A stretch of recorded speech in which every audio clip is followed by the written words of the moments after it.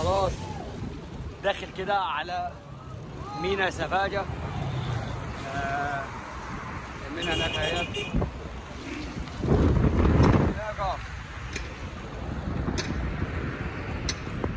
مينا سفاجة يا شباب، يعني حاجة كده شعور جميل جدا ان انت تجرب من الحلم بتاعك. المينا في وشنا هناك اهيت. هقلب الكاميرا معاكم واوريكم المنظر شكله ايه من هنا.